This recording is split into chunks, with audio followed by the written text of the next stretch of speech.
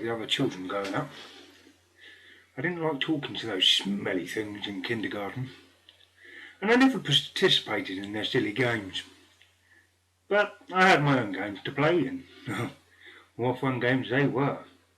For example, a little girl once asked to borrow my crayons. I told her she could have them if she would tell our teacher to fuck off. She got sent home for that. I remember hearing her mother scream about the beating she would get later. Fun games, right? It didn't take too long for the teachers to notice that the other children avoided me and how I never seemed to show any emotion of any kind. They didn't think I heard them whispering about me, but I did. I have exceptionally good hearing. Little monster, said Mrs. Guthrie. Sociopath, whispered Mr. de Pascal. Even at my young age I had an extensive vocabulary. I had never heard of the word sociopath before, and I was intrigued. When I got home that night, I looked it up in my mother's encyclopedia. Sociopath, a personality disorder characterised by a lack of empathy for others. I would have to agree with you, Mr. de Pascal. Elementary and middle school passed by quickly. I learned to fake emotions and excitement in order to fool my teachers and parents. I couldn't fool my peers, though. No matter how convincing my act, they always seemed to instinctively know that I was different, and they gave me a wide berth. Every once in a while, one of them would try to make friends with me, and that's when I could really have some fun. But despite how I treated those around me, I didn't hate any of them. It wasn't until high school that someone finally managed to piss me off. That someone was Travis Murphy. The Murphy family moved into my neighbourhood before the start of 10th grade. They had two children, a son Travis and his sister Marion. I was looking forward to the inevitable time when my parents invited them over. Neither Travis nor Marion had ever met me, so they had no way of knowing of my sociopathic tendencies. They would amuse me quite a bit. But this time it would be I who was blindsided. Marion started out easily enough, displaying the normal interest and kindness by those who don't yet know me. After some time, however, I realised that she thought I was handsome, and even started to develop a crush on me. No girl had ever done this before, and it was an entirely new experience for me. Fascinated, I decided to spare Marion from my games for a while longer and keep her around. So I continued to fake smiles and feign interest in what she had to say. Travis was an entirely different story. He seemed to have as little interest in me as I had in anyone else. I couldn't play my games with him. He was completely uncaring. It angered me for the first time in my life. Over the years I'd come to realise that I was special, far more important than these insects surrounding me. Why else would they be drawn to me, even as I know how alien I am to them? One of these insects to dare ignore me. For the first time in my life, I made the first move. I tried making small talk with Travis. I feigned emotion and interest. I did everything I could to make him interested in me. Nothing. I was furious at first over his lack of interest, but over the years I came to realise that he was like me, a sociopath, completely devoid of caring for others. Instead of alleviating my frustration, this only increased it. I was special, unique. But now there was another one like me. If I wasn't unique, could I still be special? Or was I ordinary? Just another insect? No! I refused to be ordinary. One may as well be dead. So that's what I endeavoured to do from that day forth. I would make Travis ordinary. I would kill him. Fueled by passion as I was, I waited. High school passed and college started. Trifles. I learned new ways to express myself through sex with Marion. I learned the value of pain and how to make her bed for it. It was all very fascinating at first, like everything else. It eventually lost its intrigue. My focus shifted away from Marion and back to Travis. I was fully ready to kill him, but cautious. I wasn't naive enough to think that the insects would let me get away with it if they knew I'd murdered him. And I wanted to avoid prison at all costs. I feared nothing except boredom. And that's what prison is. Endless boredom. I couldn't act impulsively. I had to be calculating and crafty. As long as I was taking my time, I figured I might as well have some fun. My first chance to toy with my prey came about my second semester in college. Travis and his family were leaving for a week to visit a relative, or some such bullshit, and they were leaving their dog behind. They paid a neighbour to check in on him 3 times a day, giving him food and taking him outside. I watched this for 2 days, learning what schedule was before making a plan. The night before the Murphys returned, I crept into the house after the neighbour fed the dog for the last time. Marion had given me the security code to shut off the burglar alarm so I could sneak in for sex. Wearing gloves and a mask, I entered the house, unseen by the sleeping neighbours. The dog knew me by scent and didn't bark. He bounded to me, tail wagging, tongue hanging stupidly out of his mouth. I worked quickly, taking his head in my hands and crushing it, driving my thumb deep into the eye sockets and feeling the dog's skull fracture in my palms. He let out only a quick whimper before falling silent forever. Good boy. I brought a homemade kit along with me, a scalpel, and various other instruments stolen from the science lab. I eviscerated the dog, wrapping his intestines around the living room light, ensuring it would be the first thing that the Murphys see when they got home. The thought of them turning on the fan and being pelted with drops of blood amused me. I used most of the dog's blood to write the threatening message, "You're next," on Travis's bedroom wall. I left the carcass on his bed. As a private joke, I left the dog's heart on Marion's pillow. Satisfied with my handiwork, I went back to my dorm, where I slept quite soundly. There was a big commotion the week following the day the Murphys returned.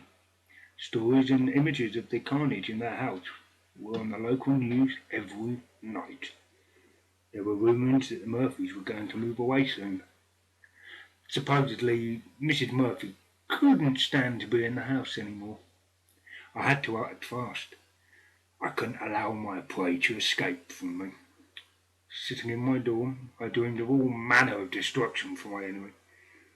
There was a flash of light over my wall. Headlights from outside. That was odd. It was almost midnight on Saturday. Nearly everyone was gone. Curiosity overtaking me, I wanted a window to see who would be coming to the dorm at this hour on a weekend, and was surprised. One of the few times I've ever truly been surprised. To see Travis's car sitting in the driveway. Fortune smiled on me. The building was nearly empty for the weekend, and now was the perfect time to strike. My prey was unsuspecting and alone. After killing him, I would take his body and deposit it somewhere else on campus. There was virtually no chance of getting caught. No one wants to stay on the weekends, and the electricity was shut off on campus for another 6 hours. No security cameras. In a considerably jolly move, I grabbed my flashlight and scalpel and set out to stalk my prey. The dark never bothers me. Having very little emotion, my rational mind tends to dominate, and the rational part of human beings know that there is nothing waiting for us in the dark. Or at least that's what we think. Several minutes into my hunt, it occurred to me to turn my flashlight off. I didn't want to alert my prey. I switched it off and waited for my eyes to adjust. I leaned against the wall and played with my scalpel to pass the time. A normal person probably wouldn't have heard the light breathing in the hall, but I've always had exceptionally good hearing. I whipped my head in the direction of the sound. My eyes hadn't yet adjusted to the darkness, but I was able to make out a figure exiting down the hall, and I could hear the unusually light footsteps. Whoever this person was, they were taking care to avoid detection by me. I watched the spot where they just were standing at and breathed in deeply. There was just the faintest hint of cinnamon. Travis kept a cinnamon air freshener in his car. I grinned widely. I was on the trail of my prey. I followed him down the hallway and was disappointed to find that it branched out into two other halls. Again, I tried smelling each hall to figure out which one Travis took. When I heard a brief commotion to the right, I hesitated. Would Travis make that much noise if he was trying to get away from me? After a moment, I took a chance and headed in the direction of the noise. After a minute or so, I stopped. Ahead of me, there was someone lying on the floor. Approaching carefully, I realized that the body was lying in a pool of blood. I touched it. Still warm. I rolled the body over to see who it was. Mr. Chauncey, the night custodian. I hadn't realized that Travis was capable of killing someone. In my hatred for him, I'd forgotten that he was just like me, just as cold and unfeeling. He was more than able to do everything I could. I froze. It was like breathing in front of me again, but I couldn't see its source. For the first time in my life, I felt fear. I no longer felt like the hunter stalking his prey. I felt hunted. My rational mind was overcome by emotion, and I fled back to my dorm room in terror. I barricaded the door and waited, scalpel in hand, for Travis to come for me. After several hours, I started to resent myself for feeling this way. He was only a man, however extraordinary. The fact that he had actually frightened me fueled my hatred for him, and I left to search Mr. Chauncey's body. It was gone. The pool of blood cleaned up. The hints of cinnamon in the air had long since dispersed. I left the building to wait in Travis's car for him, only to find it was gone too. Fury taking hold of me, I started in the direction of his house.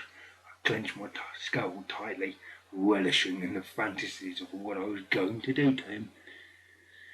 I should have been paying more attention, because I never even heard him creep up, and was too slow to avoid the baseball bat swinging through the air for me. It connected with my wrist, and I felt the bones snap. I dropped the scalpel and lunged for it with my good hand, but a boot kicked it away. Looking up, I saw Travis grinning down at me. He brought the bat down again and again. I thought he'd never stop, but he did. Lying there on the sidewalk, broken and bloody. I waited for death to come. Instead of the Reaper's skull, it was Travis's face grinning down at me. Even though I was helpless before him, I still burned with rage. He leaned in close to smell my bleeding face and whispered in my ear, "We're going to have such fun together." I spent 2 weeks in hospital before leaving against my doctor's wishes. Travis clearly had held back on the beating. I only had a broken wrist and several cracked ribs, though most of my body was heavily bruised. Every step hurt, but I ignored it.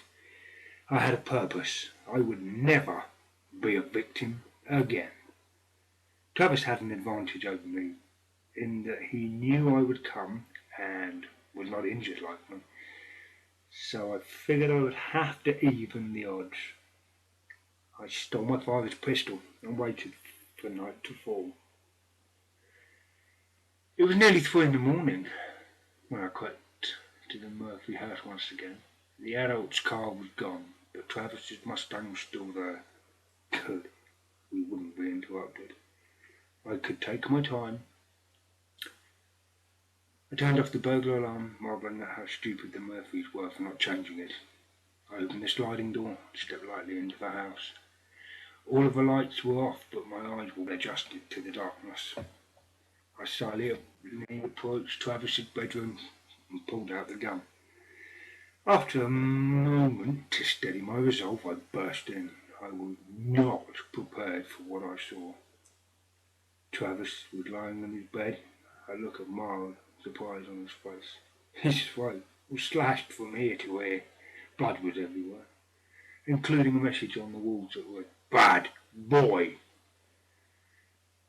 In my shock, I didn't hear the light footsteps creeping up behind me, and knew no more of the next few moments except a dull thud on the back of my skull. I awoke in a basement tied to a chair. Absurdly, my first thought was how cliché this seemed to be. My eyes took a second to adjust, and I saw a naked figure standing in front of me. Its body was covered in blood, which I presumed to be was Travis's. Though the pounding in my head, I heard the figure speak. I didn't want to do it like this. Why couldn't you boys just behave yourselves? The figure paced in front of me. No one ever does what they're supposed to. You weren't supposed to find me. Mr. Shaughnessy wouldn't get out of my way. The figure stopped in front of me. Travis wasn't supposed to hurt you. I told him not to, but after he realised what you were, he just couldn't help himself. I suppose that's why you went after him too. The figure stroked my face tenderly. I watched you when I killed our dog. You never knew I was there. And we were good at hiding. It was so sweet of you to leave me the heart. I still have it. Marion smiled at me. I could see something in her eyes, something I didn't have. The absurd part of my brain was started to point out the difference between sociopath and psychopath. We have the silliest thoughts at silliest times, don't we? I didn't want things to work out this way, but it's okay. We'll make it work. I'll kill my parents when they come home. We'll go far away, to someplace beautiful, where we can be together forever. I thought about feigning emotion, manipulating her into letting me go, but I knew when I looked into her face that it was useless. She didn't care about my situation, only hers. A complete lack of empathy.